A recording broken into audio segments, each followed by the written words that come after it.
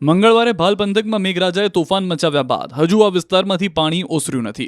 ભાવનગર જિલ્લાના ભાલનું માઢિયા ગામ પાણીમાં ગરકાવ થયું. ગામમાં જ્યાં જુઓ ત્યાં પાણી જ પાણી જોવા મળી રહ્યું છે. ગામમાં કેડસમા પાણી ભરાઈ ગયા છે. રહેણાંક મકાનોમાં 3 થી 4 ફૂટ સુધી પાણી ભરાઈ ગયા, જેથી ગામ લોકોને હાલાકી ભોગવવાનો વારો આવ્યો. ફક્ત 2 દિવસમાં પડેલા વરસાદે ગામમાં પાણી ભરી નાખ્યા. સ્થાનિકોનું કહેવું છે કે તેમને દર વર્ષે આ સ્થિતિનો સામનો કરવો પડે છે.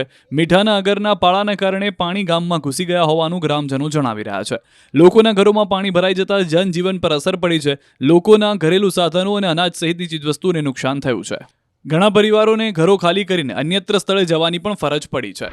ગીર સોમનાથ પંથકમાં પણ સવારથી જ વરસાદે ધબધબાટી બોલાવી. ગીર સોમનાથ, કોડીનાર, વેરાવળ અને સૂત્રાપાડામાં અનરાધાર વરસાદ પડતા રોડ પર પાણી વહેતા થયા. 2 થી વધુ ઇંચ વરસાદ પડતા શહેરના રસ્તાઓ પાણી થઈ ગયા. પાણી દરવાજા રોડ, શુગર મિલ રોડ અને પણાદર રોડ પર પાણી ભરાયા. રોડ પર પાણીનું સામ્રાજ્ય છવાતા વાહન ચાલકો ફસાયા. સુસવાટા મારતા પવનો સાથે વરસાદ પડતા ખેડૂતો ખુશ થયા. તો સાસણગીરમાં પણ ગાજવીજ સાથે વરસાદ પડ્યો. ધોધમાર વરસાદ પડતા શહેરના રસ્તાઓ પાણી થઈ ગયા. ભારે વરસાદને કારણે નદી નાળાઓમાં નવા નીર આવ્યા. સારા વરસાદથી ખેડૂતોમાં ખુશી જોવા મળી.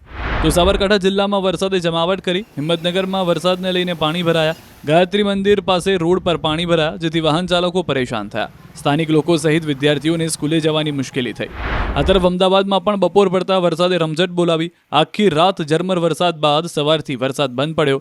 આખો દિવસ વરસાદી માહોલ હતો. બપોર પડતા વરસાદ શરૂ થયો. અનેક વિસ્તારમાં વરસાદ પડ્યો. QR કોડ સ્કેન કરો અને ડાઉનલોડ કરો ન્યૂઝ 18 એપ. મેળવો ગુજરાત અને દેશ દુનિયાની પળે પળની અપડેટ્સ.